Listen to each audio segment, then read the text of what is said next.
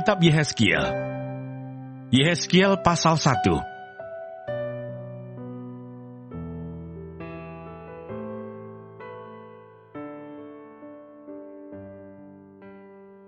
Nubuatan-nubuatan melawan Israel.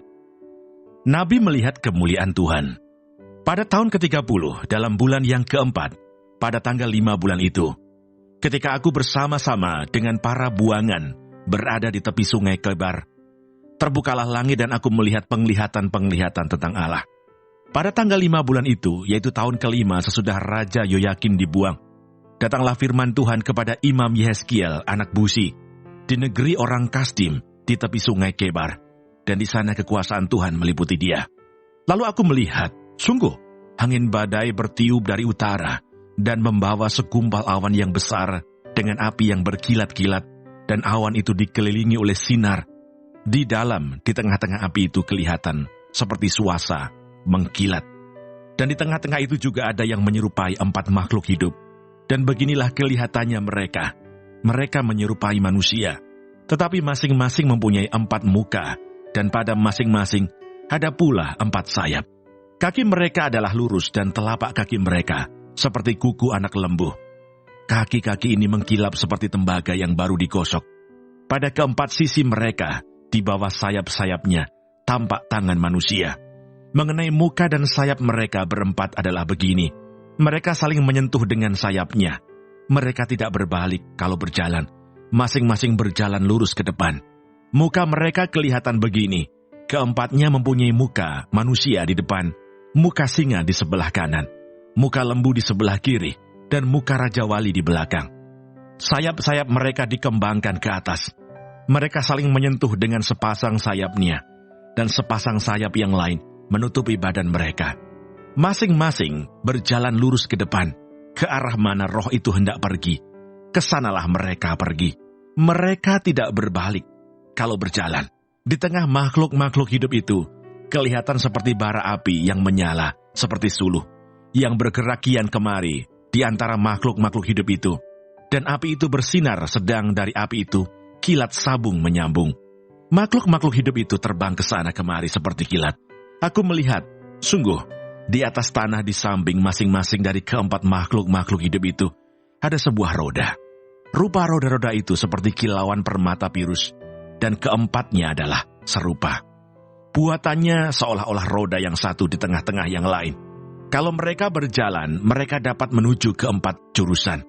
Mereka tidak berbalik kalau berjalan. Mereka mempunyai lingkar, dan aku melihat bahwa sekeliling lingkar yang keempat itu penuh dengan mata. Kalau makhluk-makhluk hidup itu berjalan, roda-roda itu juga berjalan di samping mereka. Dan kalau makhluk-makhluk hidup itu terangkat dari atas tanah, roda-roda itu turut terangkat. Ke arah mana roh itu hendak pergi, kesanalah mereka pergi, dan roda-rodanya sama-sama terangkat dengan mereka. Sebab roh makhluk-makhluk itu berada di dalam roda-rodanya. Kalau makhluk-makhluk hidup itu berjalan, roda-roda itu berjalan. Kalau mereka berhenti, roda-roda itu berhenti. Dan kalau mereka terangkat dari tanah, roda-roda itu sama-sama terangkat dengan mereka. Sebab roh makhluk-makhluk hidup itu berada di dalam roda-rodanya. Di atas kepala makhluk-makhluk hidup itu, ada yang menyerupai cakrawala, yang kelihatan seperti hablur es yang mendasyatkan, terbentang di atas kepala mereka. Dan di bawah cakrawala itu, sayap mereka dikembangkan lurus, yang satu menyinggung yang lain, dan masing-masing mempunyai sepasang sayap yang menutupi badan mereka. Kalau mereka berjalan, aku mendengar suara sayapnya seperti suara air terjun yang menderu, seperti suara yang maha kuasa, seperti keributan laskar yang besar. Kalau mereka berhenti, sayapnya dibiarkan terkulai. Maka kedengaranlah suara dari atas cakrawala yang ada di atas kepala mereka.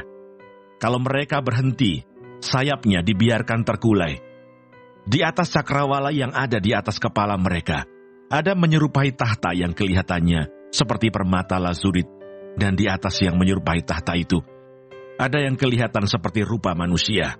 Dari yang menyerupai pinggangnya sampai ke atas, aku lihat seperti suasa mengkilat, dan seperti api yang ditudungi sekelilingnya. Dan dari yang menyerupai pinggangnya sampai ke bawah, aku lihat seperti api yang dikelilingi sinar. Seperti busur pelangi, yang terlihat pada musim hujan di awan-awan. Demikianlah kelihatan sinar yang mengelilinginya. Begitulah kelihatan gambar kemuliaan Tuhan. Tatkala aku melihatnya, aku sembah sujud, lalu kudengar suara Dia yang berfirman.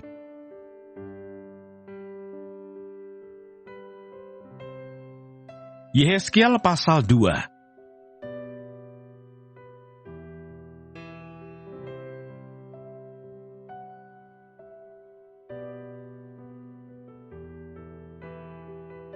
Panggilan Yehezkiel. Firman-Nya kepadaku, "Hai anak manusia, bangunlah dan berdiri, karena aku hendak berbicara dengan engkau." Sementara ia berbicara dengan aku, kembalilah rohku ke dalam aku, dan ditegakkannya aku. Kemudian aku mendengar Dia yang berbicara dengan aku. Firman-Nya kepadaku, "Hai anak manusia, aku mengutus engkau kepada orang Israel, kepada bangsa pemberontak yang telah memberontak melawan aku.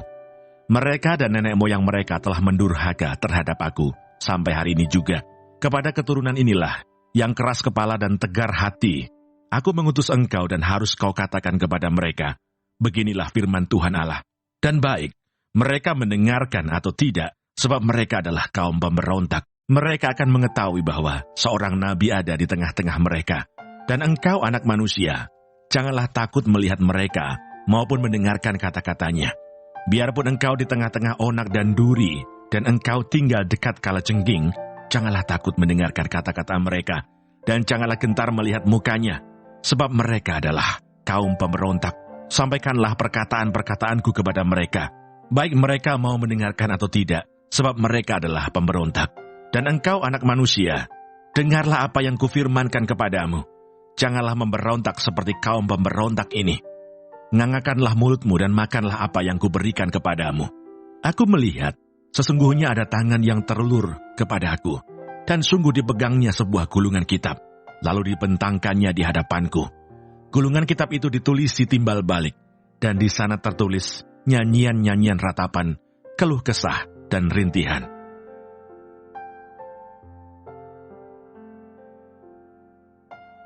Yehezkiel pasal 3.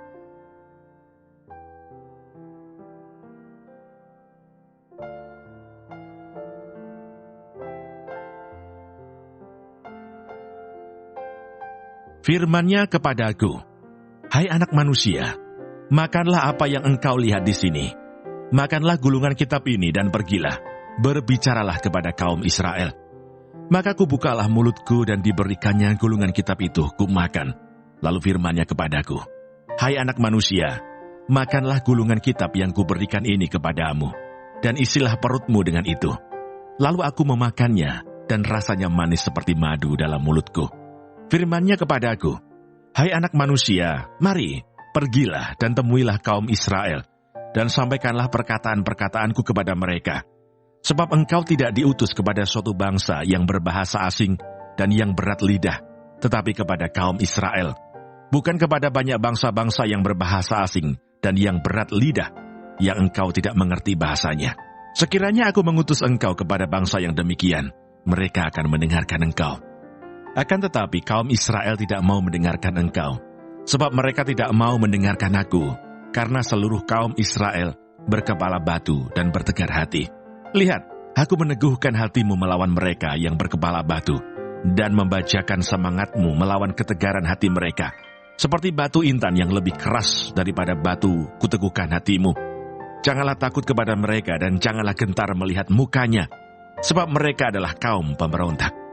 Selanjutnya firman-Nya kepadaku, "Hai anak manusia, perhatikanlah segala perkataanku yang akan kufirmankan kepadamu, dan berikanlah telingamu kepadaku. Mari pergilah dan temuilah orang-orang buangan, teman sebangsamu. Berbicaralah kepada mereka dan katakanlah, beginilah firman Tuhan Allah, baik mereka mau mendengarkan atau tidak." Maka roh itu mengangkat aku dan aku mendengar di belakangku suatu suara gemuruh yang besar, tatkala kemuliaan Allah naik ke atas dari tempatnya, yakni suara dari sayap-sayap makhluk-makhluk hidup yang menggesek satu sama lain, dan di samping suara itu gemertak dari roda-roda suatu suara gemuruh yang besar. Dan roh itu mengangkat dan membawa aku, dan aku pergi dengan hati panas dan dengan perasaan pahit, karena kekuasaan Tuhan memaksa aku dengan sangat. Demikianlah aku datang kepada orang-orang buangan yang tinggal di tepi sungai Kebar di Tel Abib, dan di sana aku duduk tertegun di tengah-tengah mereka selama 7 hari. Yehezkiel dipanggil menjadi penjaga Israel. Sesudah 7 hari datanglah firman Tuhan kepadaku, "Hai anak manusia, aku telah menetapkan engkau menjadi penjaga kaum Israel.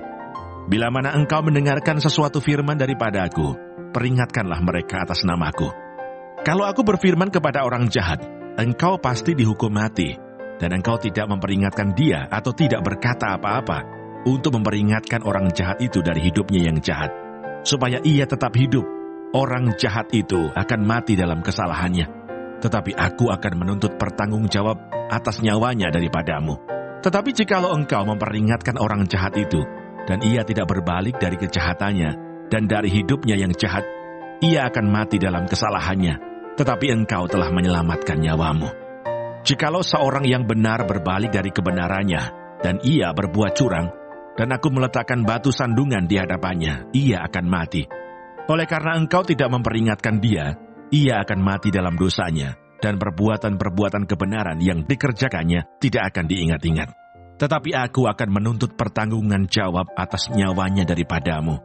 Tetapi jikalau engkau mengingatkan orang yang benar itu, supaya ia jangan berbuat dosa, dan memang tidak berbuat dosa, ia akan tetap hidup, sebab ia mau menerima peringatan, dan engkau telah menyelamatkan nyawamu." Yehezkiel menjadi bisu. Maka di sana kekuasaan Tuhan meliputi aku, dan ia berfirman kepadaku, "Bangunlah dan pergilah ke lembah. Di sana aku akan berbicara dengan engkau." Aku bangun dan pergi ke lembah. Sesungguhnya di sana kelihatan kemuliaan Tuhan, seperti kemuliaan yang telah kulihat di tepi sungai Kebar, dan aku sujud. Tetapi masuklah roh ke dalam aku, dan ditegakkannya aku. Lalu ia berbicara dengan aku, katanya, "Pergilah pulang, kurunglah dirimu di dalam rumahmu. Dan engkau anak manusia, sesungguhnya engkau akan diikat dengan tali dan akan dibelenggu, sehingga engkau tidak bisa keluar masuk di tengah-tengah mereka.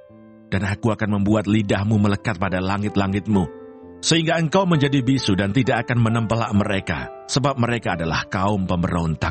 Tetapi kalau aku berbicara dengan engkau, aku akan membuka mulutmu dan engkau akan mengatakan kepada mereka, 'Beginilah firman Tuhan Allah.' Orang yang mau mendengar, biarlah ia mendengar, dan orang yang mau membiarkan, baiklah membiarkan, sebab mereka adalah kaum pemberontak."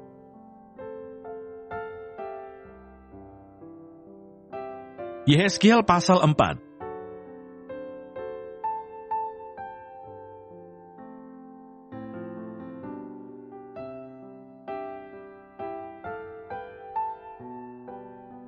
Lambang pengepungan kota Yerusalem. Engkau anak manusia, ambillah sebuah batu bata, letakkan di hadapanmu dan ukirlah di atasnya sebuah kota, yaitu Yerusalem. Ukirlah kota itu dalam keadaan terkepung. Dirikan sebuah benteng pengepungan, timbun pula tanah menjadi tembok pengepungan, tempatkan perkemahan tentara, dan susun alat-alat mendobrak sekeliling kota itu. Lalu ambillah sebidang besi, dan dirikanlah itu di antaramu, dengan kota itu menjadi dinding besi.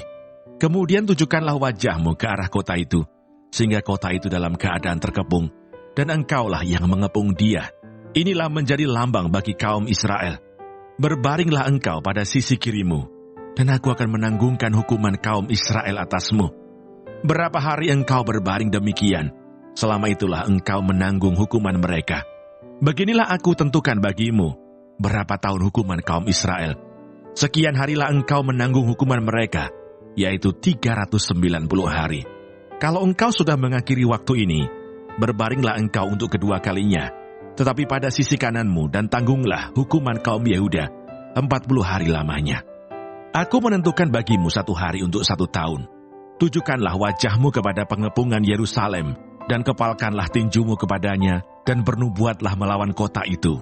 Lihat, aku akan mengikat engkau dengan tali, sehingga engkau tidak dapat berbalik dari sisi yang satu ke sisi yang lain, sampai engkau mengakhiri waktu pengepunganmu itu.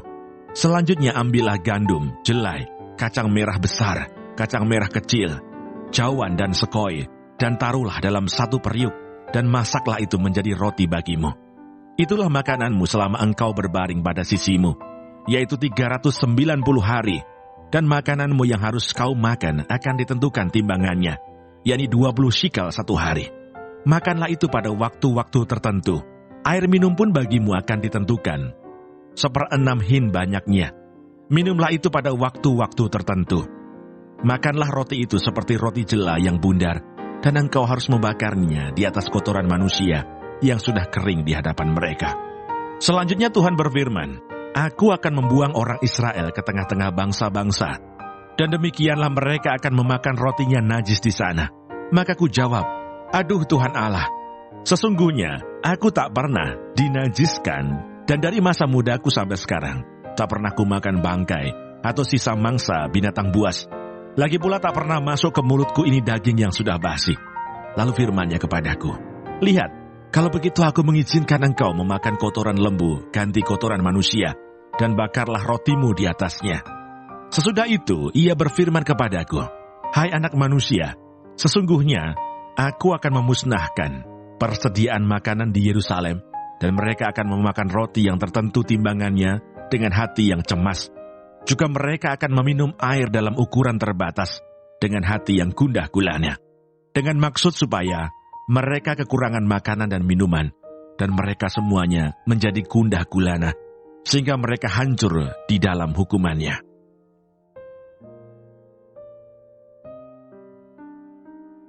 Yehezkiel pasal 5.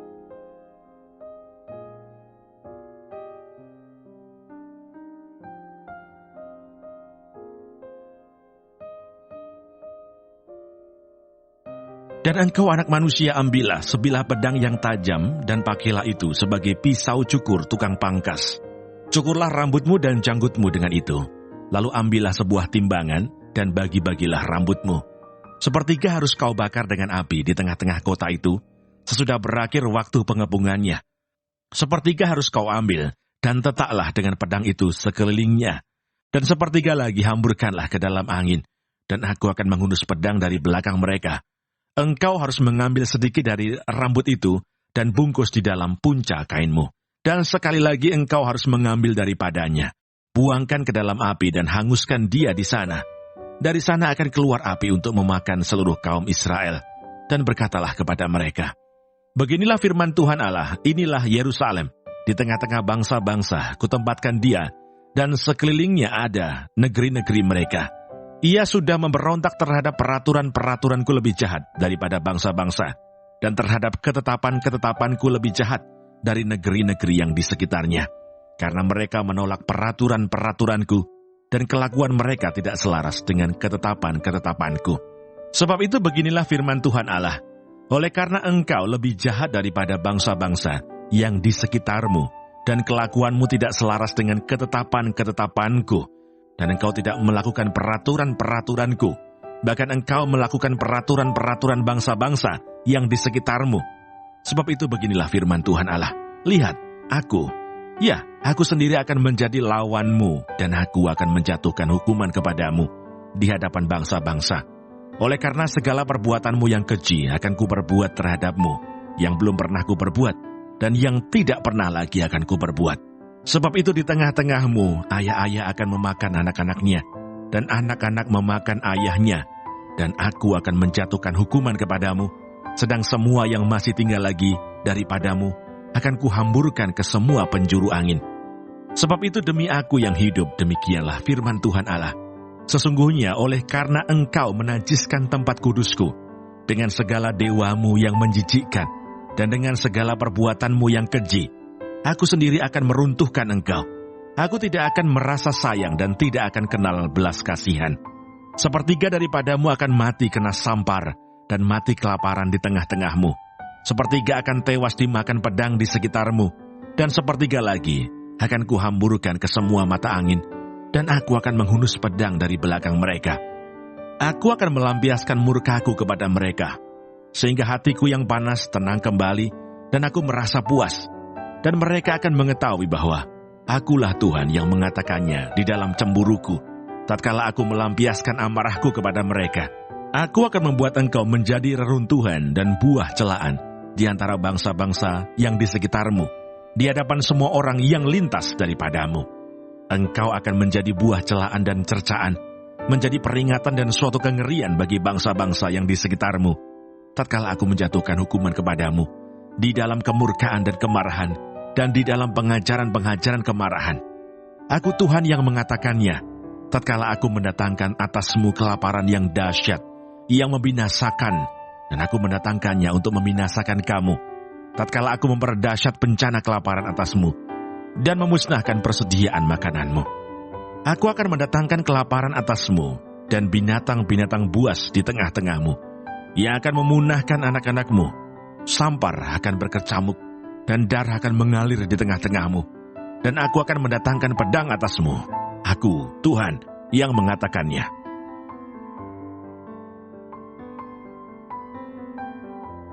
Yehezkiel pasal 6.